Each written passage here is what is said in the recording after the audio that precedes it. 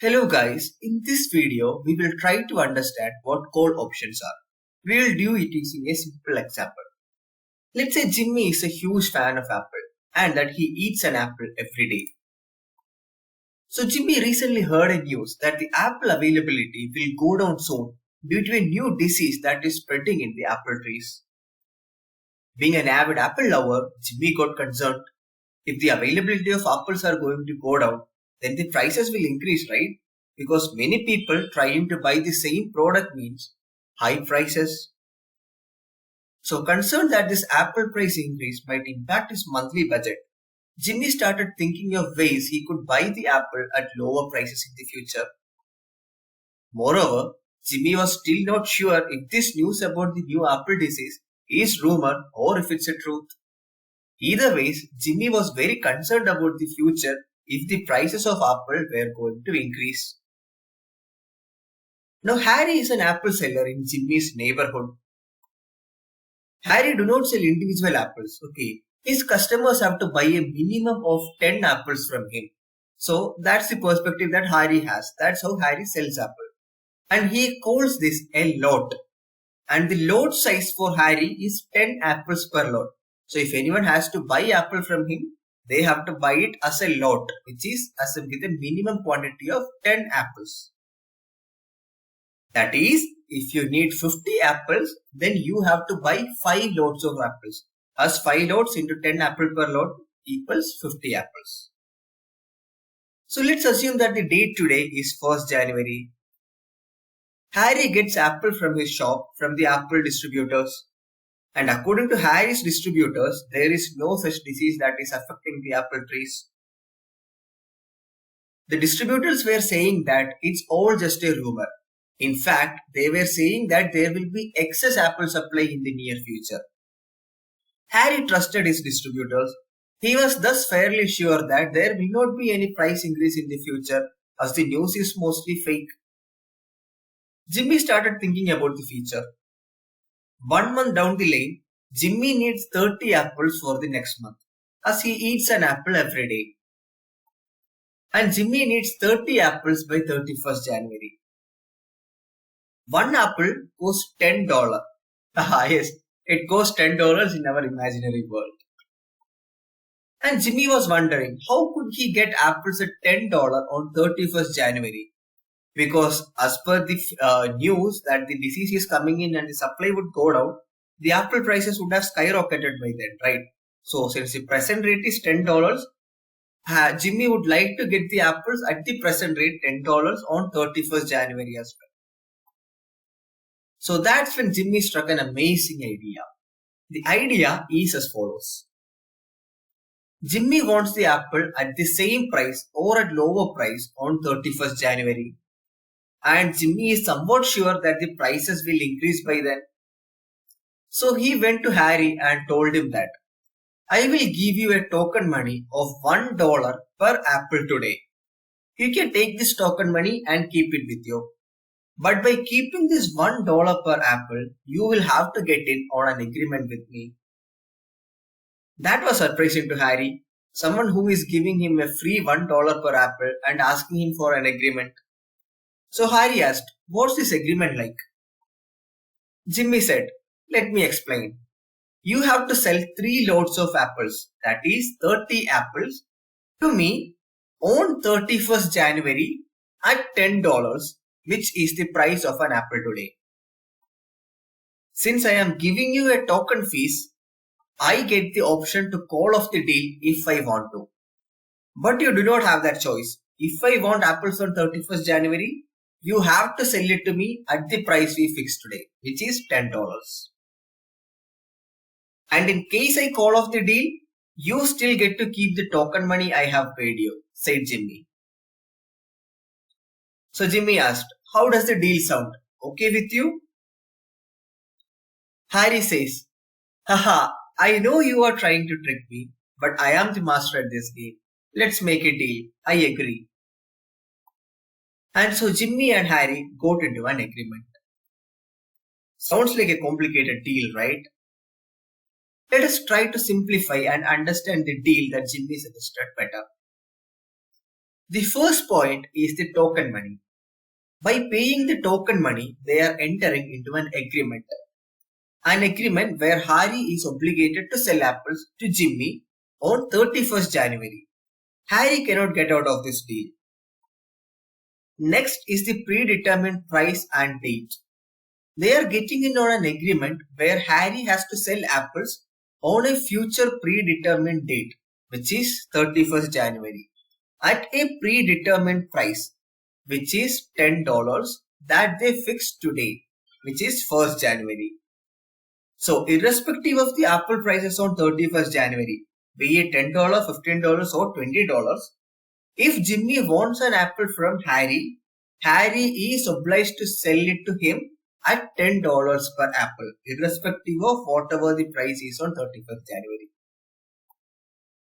Third is the conditions on the end date. If Jimmy feels that he doesn't want to buy apples from Harry on 31st January, he can walk away from the deal. But by accepting the token money, Harry is bound to the deal and he cannot call it off. If Jimmy wants to buy it for $10 on 31st January, Harry has to sell it for $10 on 31st January. Understood the deal right now? So now let's try to understand why would Jimmy suggest such a deal? What's his motive? Why would he give free $1 per apple today to get in on this agreement? And what's in it for Harry? Why should Harry accept this deal? Who is the clever person here? Well, to understand this, we have to look at three different situations that can happen in the future. So let's see what they are. First one, the apple prices could go up in the future. Second one, the apple prices could go down in the future. And third situation, the apple prices could remain the same. So these are the three simple situations that define the entire future. Now let us try to understand what happens in each of these situations. First case, where the apple prices go up. So it probably means that the news on the new apple disease was true. The apple supply went down due to this disease and everyone was fighting for the limited apples available in the market. So since there is low supply and very high demand, the price of the apple went up. So let's say the apple prices went up to $15 per apple. So now think of the deal. Let's think it from Jimmy's perspective first. Apple price is $15 on 31st January. That is, if Jimmy visited the market on 31st January to buy an apple, he will have to pay $15 to an apple vendor. But on 1st January, Jimmy got in on an agreement with Harry where Harry is obliged to sell him apples for $10 on 31st January, which is today. So Jimmy goes to Harry and tell him, "Hey Harry, remember the agreement we got into? I would like to execute it. Give me 3 lots of apples at $10. You are bound to this agreement and you have to sell it to me," said Jimmy. See what happened? Jimmy got apples for $10 from Harry while the actual market price of an apple is $15. That's a $5 price advantage per apple, right, for Jimmy?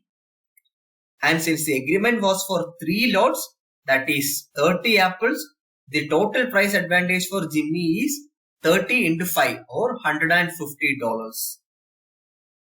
Such a great deal for Jimmy, right? But note that Jimmy paid $1 per apple as a token money on 1st January. So Jimmy has to spend $1 into 30 for 30 apples. So 30 together, right? So he will have to spend $30 together. Or looking at a single apple, he has a total price advantage of $5, but he has paid $1 as a token money. So if we are looking at per apple net advantage, it is $4, 5 minus 1. Because of the $1 token fees that Jimmy had to incur for getting in on this agreement. And the real total price advantage is not $150. Instead, it is 30 apples into $4 per apple. That is $120. Still an amazing deal for Jimmy, right? Now let us look at it from the perspective of Harry. Harry believed his distributors and thought that the price would never increase. But the new increase in prices surprised Harry. He got into an agreement with Jimmy that he cannot back out of. If Jimmy wanted to execute the order, Harry is obliged to give him at the price that the agreement says. The option for Harry is to sell apples to Jimmy at $10. And Harry has to do it when the current market price is actually $15. That is, he could have sold the same apples for $15 if he hadn't entered into an agreement with Jimmy. So that's a notional loss of $5 per apple for Harry, right? I'm sorry, it's not Jimmy, it's Harry. And for 3 lots, the loss would be 3 lots into 10 apples per lot into $5 notional loss equal to $150. But irrespective of the market situation, Harry gets to keep the token money or the token amount paid by Jimmy.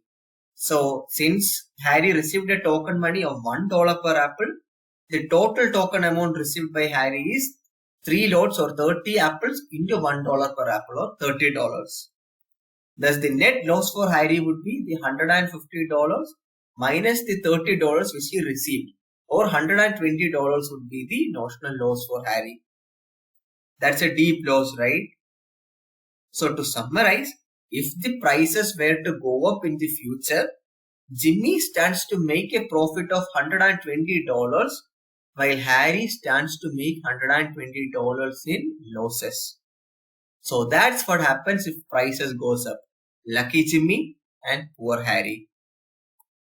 Now let's come to the second case where the apple prices remains the same. So it probably means that there was no confirmation on the news. Since there is no new information, the apple prices continue to remain the same. This means that if the price of apple on 31st January is $10, so let's think from Jimmy's point now. Okay, the price is $10 today. Jimmy paid $1 to Harry to buy apples at $10 on 31st January because he thought the apple prices will go up. But the apple price didn't go up and remained at $10 itself. Now Jimmy can buy the apples at $10 from Harry as per the agreement they got in, or from the market because it's the same in both cases. Okay, the price is the same in both cases. But the $1 token money that Jimmy paid to Harry for creating this agreement cannot be taken back. Thus Harry gets to keep the $1 token money while Jimmy lost $1 per apple. It's up to Jimmy to decide where to buy the apples from. He can buy it from the market or he can buy it from Harry. But what's for sure is that Jimmy has lost $1 in token money to Harry. So it's a limited profit of $1 in token money for Harry and a limited loss of $1 in token money per apple for Jimmy. And since the agreed transaction was for 3 lots of apple, Jimmy lost 3 into 10 apple per lot or $30 as token money, and Harry gained 3 into 10 apples per lot or $30 in token money. Now coming to Harry's perspective, Harry knew that the prices wouldn't go up. That is why he got in on the agreement and got to keep the free token money received just to enter in on this agreement. Clever Harry, right? Now coming to the third scenario where the apple prices go down. It probably means that the news was proved to be wrong. There is no disease and the apple supply remains well and good. And all the panic in the market goes away and things became calm in the market. Moreover, what the distributors of Harry said proved to be correct and there was an excess supply on apples in fact. This means that there is an excess apple available in the market and there are few people to buy it. Thus the prices of apple will go down. Now let's assume that the apple prices went down to $5 per apple. This means that apples are now available in the market for $5. Do you remember the contract Jimmy and Harry had? It's that Jimmy will buy the apples at $10 from Harry. But when the apples are available at $5 in the market, why would Jimmy buy it for $10 from Harry? That's a loss for Jimmy, right? So Jimmy cancels the deal and walk away from the agreement. As we said earlier, Jimmy has the option to cancel the agreement if he wishes to do so, but Harry cannot cancel the deal. And the $1 token money which Jimmy paid cannot be obtained back. That is given at the beginning itself and it's non-refundable. Harry gets to keep that $1 which he received. So what happened here? Jimmy had a limited loss of $1, which is the token money he paid to Harry, and he went on to buy apples directly from the market for $5. And Harry continued his business as usual and made a limited profit of $1 per apple just by entering in on this agreement with Jimmy. In this case as well, there is a limited loss of $1 per apple for Jimmy and there is a limited profit of $1 per apple for Harry. Since the agreed transaction was for 3 lots, Jimmy lost a total of 3 lots into 10 apple per lot or $30 as token money, and Harry gained 3 lots into 10 apple per lot or $30 in token money. So from Jimmy's perspective, his prediction proved to be wrong, but at least he only lost the token money he paid, which is not a huge loss, it is only a limited loss. And from Harry's perspective, his prediction was correct and he got to keep the token money of $1 per apple simply by entering in on this agreement with Jimmy. But his profits were also limited, which is a maximum of $1 per apple. So to summarize, if the apple prices are to increase, Jimmy makes a good profit and Harry makes a big loss. If the apple prices remains the same, Jimmy makes a limited loss and Harry makes a limited profit. If the apple prices decreases, again Jimmy makes a limited loss and Harry makes a limited profit. So why did Harry make this choice when he could potentially make an unlimited loss if the prices go up? Because as we saw above, Harry gets to make money in 2 of the scenarios. That is when the apple prices remains the same or when it goes down, Harry gets to make a profit. So he has a 2 by 3 chance of winning. He will lose only if the prices go up. And why would Jimmy enter into this trade when he can lose money in 2 out of 3 scenarios? This is because in the scenario that works to his favor, that is when the prices are going up, Jimmy can have unlimited gains. And apart from having the unlimited gains, Jimmy clearly knows that what his maximum loss is, and that is only the small amount of token money which he is paid.